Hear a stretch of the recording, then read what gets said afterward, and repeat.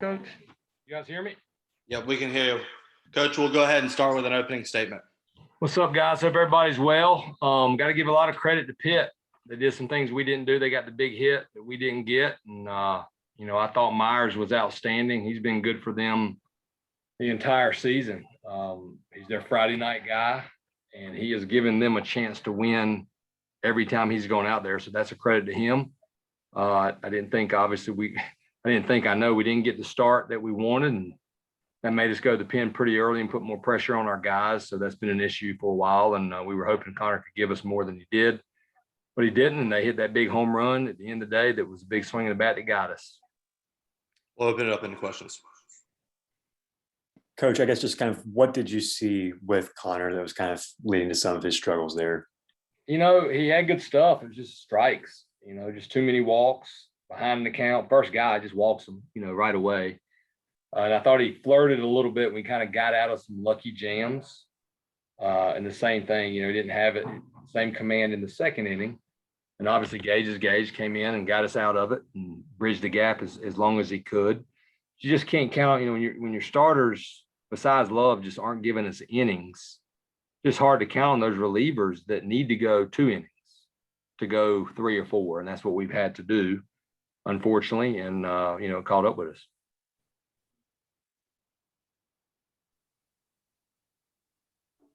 Can't hear you.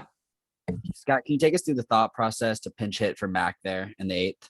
Yeah, that righty, man, he is the one they had in the side armor is just nasty on righties, and lefties hit him pretty good. Obviously, Mike decided to make the counter move and bring in McCrum. So it is what it is. But we like the matchup with Inkland against, I think it was Smith, the side armor, because those side armors can give those right-handed hitters a hard time. So it was strictly a matchup thing. And Mac, had a tough at bat before, and we liked that matchup, but they made the move, and McCrum made some good pitches to Inkland. It's just kind of going through the bottom of the second when Mac was being home. Unfortunately, he got thrown out at the plate. Just how do you pick your team up, and how do you keep the momentum going to kind of not get down on that and just keep building toward coming back? Yeah, I mean, when it's a bang play with 2 outs, the guys don't really get phased by it. Where you can get phased by is if you send a guy and he's thrown out by 2 feet, just a mile. And when there's 2 outs and the ball hits off the wall, you got a runner like Mac. I thought it was bang, and he got a glove on him. It was a good play by them, good tandem. It didn't really affect our guys. I thought they were, ready to rock and roll right after. Hey, Coach. Considering how hard the team has fought this year, I found it a little bit surprising that they haven't been able to come back after the 7th inning this year. What are some things that you've kind of seen as a coach that might have kind of led to some of these struggles at the plate after the 7th inning? I mean, usually it's because, it's harder to come back against the elite arms if they're, if the other team's ahead and you're behind and they've got their closer in, you got your work cut out for you. And it seems like we've gotten runners out there. We just have not been able to get that big hit late in the game. And it's not that our guys aren't trying and aren't competing. We just haven't gotten it. Coach, I guess just with the 2 days off in between Friday's game, I guess, how do you kind of keep the guys to where they don't get maybe too worked up and kind of too overly focused, I guess, kind of heading into Friday night and put too much pressure on themselves? Yeah. I don't think they'll do that at this point in the season. We've had a lot of pressure. We had a ton of pressure after we got swept by Notre Dame. We had to beat Louisville at home, and our guys knew that. So, these 2 days you manage them, you practice, you lift weights, you just stay with the process, and you don't get too caught up because you can't. I mean, you can't get down just because you lost the game to Pitt. At the end of the day, you get an opportunity to play again. This beautiful field against a rival. So we won't have to get our guys ready, and I don't think they'll be pressing. They'll be ready to play. We just need to play better. I mean, at the end of the day, we just have to play better. I didn't think we played that well tonight, top to bottom. We gave them some free outs and some free passes. Anything else for Coach? Awesome. Thanks, Coach. Thanks, guys. Thanks for your time. These 2 guys are in here. Go ahead, Rob. Caleb, thanks for taking a second. We'll go ahead and open it up to questions. Caleb, if you can just kind of take us through that at bat there in the fifth inning to kind of, pull things a little bit closer there. Yeah, I had gotten some pitches earlier in the game that I had just missed, and I was seeing it well. So I knew it wasn't that far off and got into a good count. And I knew he was going to come with a fastball and just got enough of it to get to the outfield. And I think those runs were pretty big to keep us in the game. So just try and barrel it up. Caleb, moving forward, obviously Friday's game becomes that much important with the loss today. How do you kind of get the team ready with having 2 days off and kind of a longer gap than you might have in a normal setting? We're not going to let the layoff affect how we're going to play. We're just going to go back to work, practice, and lift the next 2 days, and then we'll come out ready. Both in-state teams, so we know there should be a good amount of people, and we'll be ready to go. Do you guys talk about the impact or the importance of the game as far as making a regional, or is it kind of at this point in the season, everybody knows what's at stake? I think we all pretty much know what's at stake. Every game is like the postseason right now. We've been playing like that the past few weeks, and that's helped us, lock in and play our best baseball.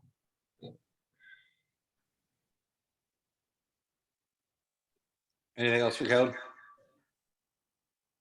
Awesome. Thanks, Caleb. Appreciate it.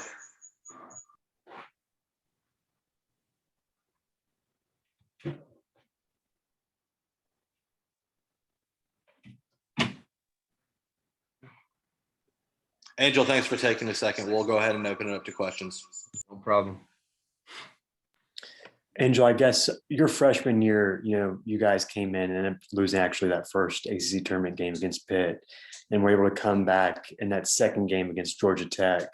And that game really seemed to set the tone for kind of the rest of that postseason run.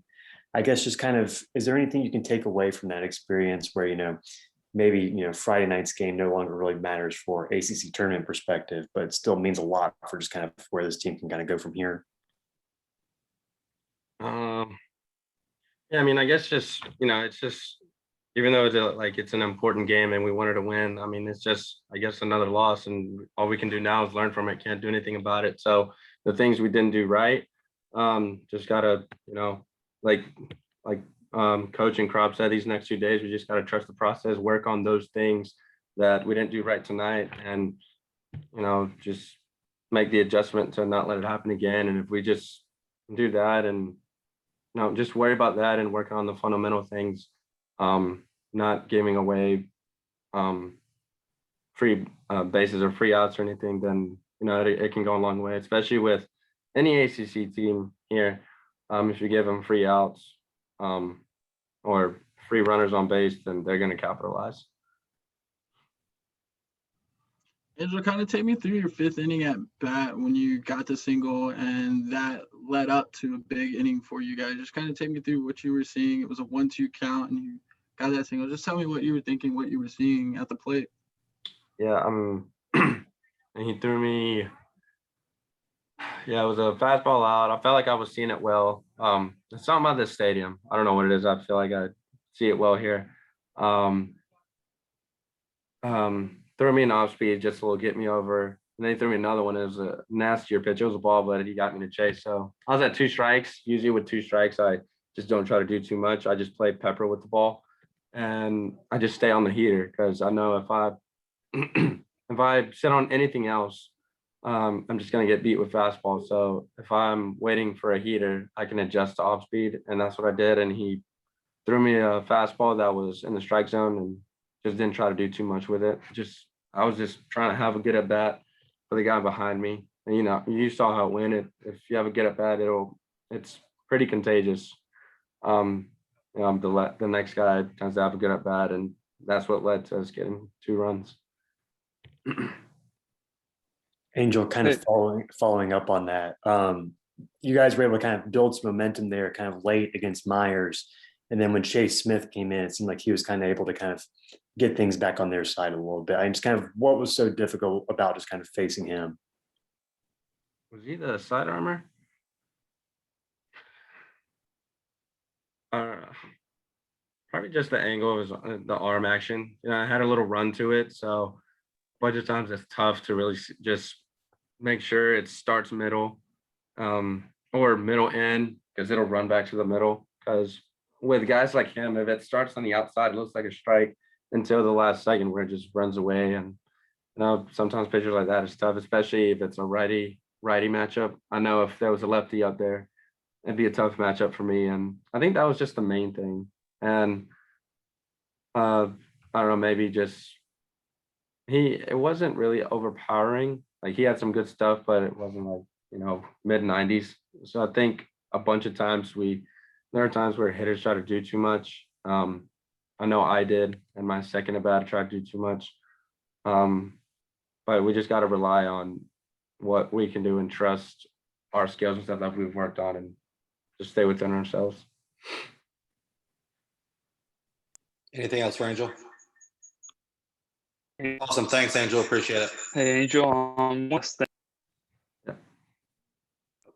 Go ahead, Austin. Sorry. Just after the tough loss tonight, I was just kind of wondering how it feels, to get a chance to play NC State, Friday night, and kind of be able to rebound possibly in front of the in-state crowd in Charlotte. Yeah, it's a big game, obviously in-state rival. I think we just need to go out there and try to have some fun, just embrace it. We're at the Charlotte Knight Stadium playing NC State. We know it's going to be a good game. It's going to be probably a packed house, 7:00 at night. I mean, really, what more could you ask for? So, yeah, we'd probably just spread around like, hey, there's no pressure. We've already been through a lot in the season. Like, yeah, technically it is just another game, but we know, like, at the level we have to play at, and we know the level that we're going to play at, because we see that, NC State Red, we just automatically play at a higher level. And I think same goes for them.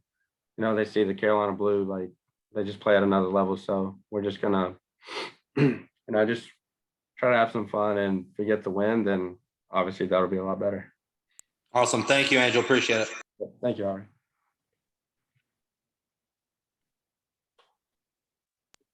Appreciate everybody taking time and hopping on. I hope everybody has a good night.